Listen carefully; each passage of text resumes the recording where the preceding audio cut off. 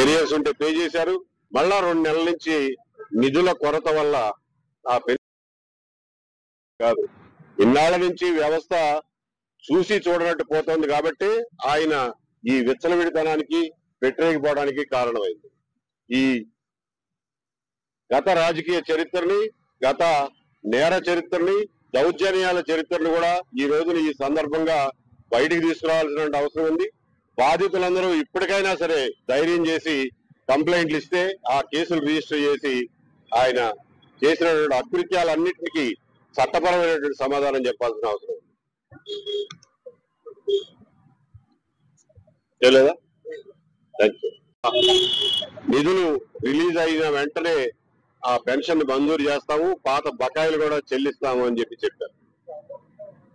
ఇక ముందు నుంచి ఎప్పుడు నిధుల లేమి అనే కారణంగా రెగ్యులర్ గా వచ్చే పెన్షన్ మధ్యలో ఆగకుండా చేయండి అని చెప్పి కలెక్టర్ గారికి విజ్ఞప్తి చేశాం. ఆయన అలాంటి చర్యలు తీసుకుంటా ఉన్నారు. అలాగే ఆ రోజున మొక్కుబడిగా వీళ్ళకి రౌతులపూడి దగ్గర కొండల్లో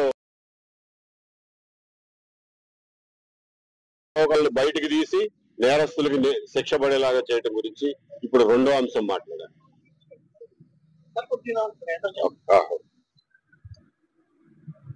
కాబట్టి ఈ రోజున ఈ బాధిత కుటుంబానికి అధికారులు చూపించినటువంటి స్పందనకి నా సంతోషాన్ని, కృతజ్ఞతల్ని తెలియజేస్తూ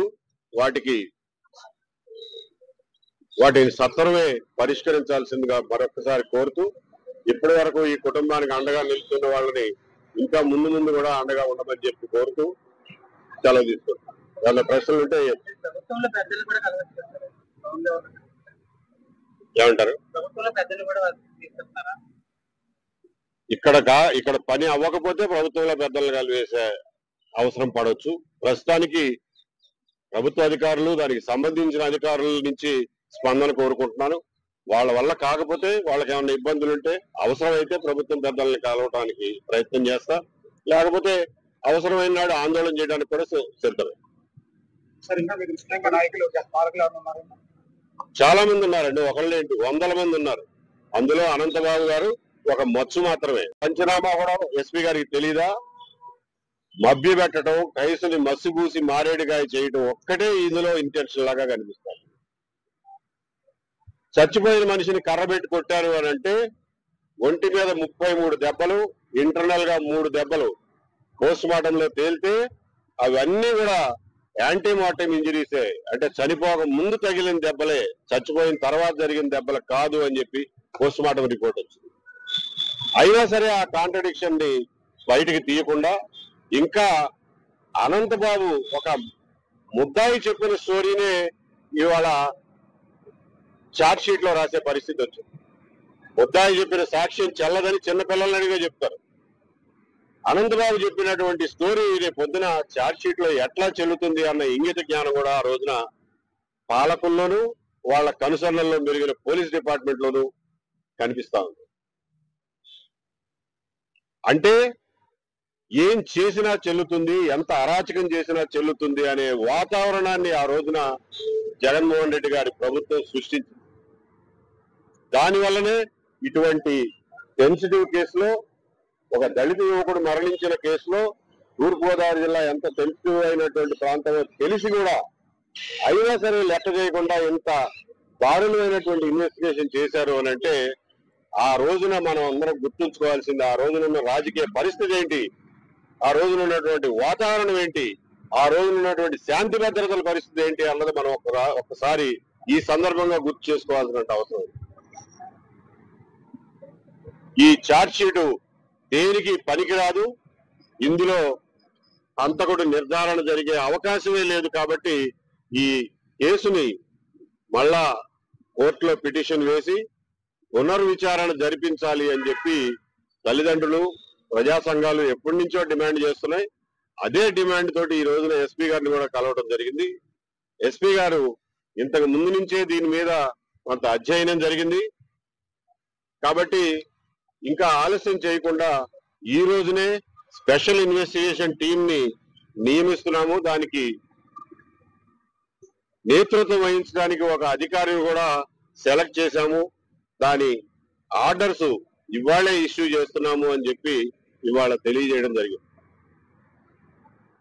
దీనికి కృతజ్ఞతలు తెలియజేస్తూ ఎస్పీ గారు టైంకి తీసుకున్నటువంటి నిర్ణయానికి పోలీస్ డిపార్ట్మెంట్ కి కృతజ్ఞతలు తెలియజేస్తూ ఈ కేసులో ఒక నేతృత్వం వహించే అధికారే కాకుండా ఈ ఎస్ఐటిలో ఉన్న ప్రతి అధికారిని జాగ్రత్తగా ఎంపిక చేసి ఒత్తిళ్లకి ప్రలోభాలకి లొంగనటువంటి అధికారులతో ఈ ఎస్ఐటిని నింపాలని, ఈ కేసుని మొదటి నుంచి మళ్ళా పూర్తి స్థాయిలో దర్యాప్తు జరిపిన తర్వాత ఇందులో అనంతబాబుతో సహా ఇంకా ఎంతమంది ఉన్నారు, ఎవరెవరు ఉన్నారు, ఏమేం చేశారు అనే విషయాలు దర్యాప్తులో తీసుకొచ్చి ప్రజల ముందు ఉంచాలని చెప్పి కోరుతున్నాను.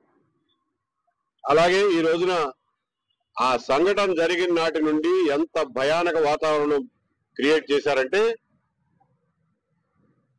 ఒక అపార్ట్మెంట్ బ్లాక్ లో వాచ్మెన్ గా పనిచేస్తున్నటువంటి డ్రైవర్ సుబ్రహ్మణ్యం తల్లిదండ్రుల్ని ఇక్కడ ఉండే పరిస్థితి లేకుండా కలగజేసి వాళ్ళని మళ్ళా వాళ్ళ పల్లెటూరికి వెళ్ళగొట్టడం జరిగింది. వాళ్ళు ఆ భయానికి ఇక్కడ ఉండే పరిస్థితి కూడా లేకుండా చేశారు. ఈ రోజున ఆ కుటుంబం వేరే పనులేవి చేసుకోలేక ఇంట్లో పాచి పనులు చేసుకుంటూ జీవనం గడపాల్సినటువంటి పరిస్థితులు ఇవాళ ఆ పేద కుటుంబానికి కలగజేశారు. వాళ్ళకి రావాల్సినటువంటి కాంపెన్సేషన్, చట్ట ప్రకారం వాళ్ళకి రావాల్సినటువంటి కాంపెన్సేషన్ కూడా రానియకుండా చేసి ఇన్నాళ్లు పేరబెట్టిన తర్వాత ఈ మధ్యనే ప్రభుత్వం ఆ మిగిలినటువంటి కాంపెన్సేషన్ మొత్తాన్ని వాళ్ళ ఫ్యామిలీకి చెల్లించి భూమిని వాళ్ళకి అలాట్ చేయడానికి ప్రయత్నం చేస్తానని చెప్పారు. అలాగే డ్రైవర్ సుబ్రహ్మణ్యం ఇల్లు మొత్తాన్ని వీళ్ళ పోషక డబ్బు ఇచ్చేవారు. దారుణంగా చేసి డోర్ డెలివరీ చేసిన తర్వాత చదివిన కుర్రాడు ఉద్యోగం లేకుండా, ఏ పని చేసుకోవడానికి వీలు లేకుండా అప్పుడప్పుడు దొరికే కూలి పనులతో జీవనం గడపాల్సి వస్తారు. కాబట్టి తమ్ముడికి కూడా ఏదో ఒక అవుట్ సోర్సింగ్ ఉద్యోగం కానీ ఇలాంటి ఉద్యోగం ఒకటి చూపించి పెట్టమని చెప్పి కలెక్టర్ గారిని రిక్వెస్ట్ చేశాం. ఆయన తప్పకుండా పరిశీలించి వారం 10 రోజుల్లో నిర్ణయం తీసుకుంటానని చెప్పి కూడా చెప్పారు. ఈ రకంగా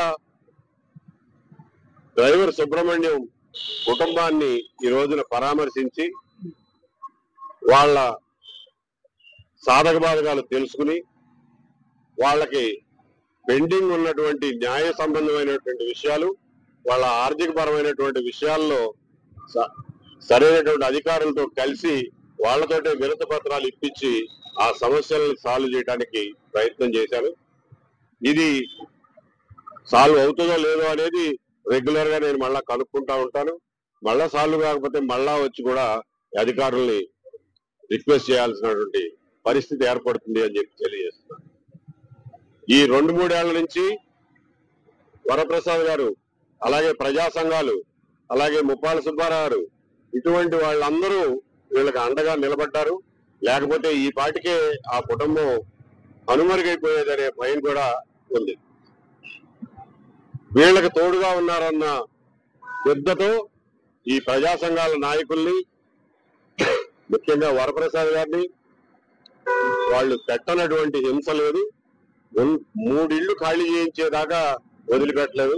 ఆయనకి అద్దెకి ఇల్లు కూడా దొరికే పరిస్థితి లేని భయంకరమైన వాతావరణం క్రియేట్ చేశారు. అలాగే లంచాలు ఎర చూపించారు. అయినా సరే వాళ్ళు లొంగకుండా న్యాయం కోసం, ఈ పేద కుటుంబం కోసం ఇన్నాళ్లు నిలబడి ఉన్నారు.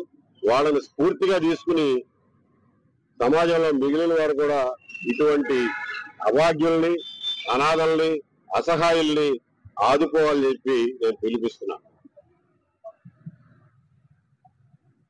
ఆ రోజున పోలీసు వ్యవస్థ మొత్తాన్ని మేనేజ్ చేసింది ద్వారంపూడి చంద్రశేఖర్ రెడ్డి గారు, ఆయన అనుచరులు, ఆ రోజున ఉన్నటువంటి మిగిలిన నాయకులు. మీరందరూ చూశారు, ద్వారంపూడి చంద్రశేఖర్ రెడ్డి గారు ఎవరిని పడితే వాళ్ళని, ఎంత మాట పడితే అంత మాట అనే ధైర్యం ఆయనకి ఎక్కడి నుంచి వచ్చింది? ఆ రోజున వీళ్ళు క్రియేట్ చేసినటువంటి శాంతి భద్రతల పరిస్థితి, ఎవరేమన్నా మనని అడ్డుకునేవాడు లేడు అనే నిర్లజ్జకరమైనటువంటి వాతావరణం ఆ రోజున ప్రభుత్వం క్రియేట్ చేయబట్టే ఆయనకి ఆ ధైర్యం వచ్చిందని చెప్పి కూడా మనం గుర్తు చేసుకోవాలి. అలాగే ఆయన కుటుంబ సభ్యులు గాని, ఆయన అనుచరులు గాని, ఆయన వ్యాపార భాగస్వాములు గాని చేసినటువంటి బియ్యం దోపిడీ కేసు ఇంతవరకు పురోగతి కనిపించడం లేదు. ఆ కేసును కూడా ముందుకు తీసుకెళ్లాల్సిందిగా, అందులో అవసరమైనటువంటి సాక్ష్యాలను సేకరించి ఆ రోజున ఎవరు నౌకల కొద్దీ బియ్యాన్ని అక్రమ రవాణా చేసి రాత్రికి రాత్రి కోటీశ్వరులు అయ్యారో తేల్చాల్సిన అవసరం ఉంది. ఆ డబ్బంతా వాళ్ళ దగ్గర నుంచి రాబట్టాల్సిన అవసరం కూడా ఉందని చెప్పి ఈ సందర్భంగా తెలియజేస్తుంది. సార్, మీ పర్యటన గత ప్రభుత్వం పాలకుల్లో జరిగిన అవకతవకల్ని, దోషుల్ని ఏరియాస్ ఉంటే పే చేశారు. మళ్ళా 2 నెలల నుంచి నిధుల కొరత వల్ల ఆ కాదు, ఇన్నాళ్ల నుంచి వ్యవస్థ చూసి చూడనట్టు పోతోంది కాబట్టి ఆయన ఈ విచ్చలవిడితనానికి వ్యతిరేకపోవడానికి కారణమైంది. ఈ గత రాజకీయ చరిత్రని, గత నేర చరిత్రని, దౌర్జన్యాల చరిత్రను కూడా ఈ రోజున ఈ సందర్భంగా బయటికి తీసుకురావాల్సిన అవసరం ఉంది. బాధితులందరూ ఇప్పటికైనా సరే ధైర్యం చేసి కంప్లైంట్లు ఇస్తే ఆ కేసులు రిజిస్టర్ చేసి ఆయన చేసినటువంటి అకృత్యాలన్నింటికి చట్టపరమైనటువంటి సమాధానం చెప్పాల్సిన అవసరం ఉంది. తెలియదా? నిధులు రిలీజ్ అయిన వెంటనే ఆ పెన్షన్ మంజూరు చేస్తాము, పాత బకాయిలు కూడా చెల్లిస్తాము అని చెప్పి చెప్పారు. ఇక ముందు నుంచి ఎప్పుడు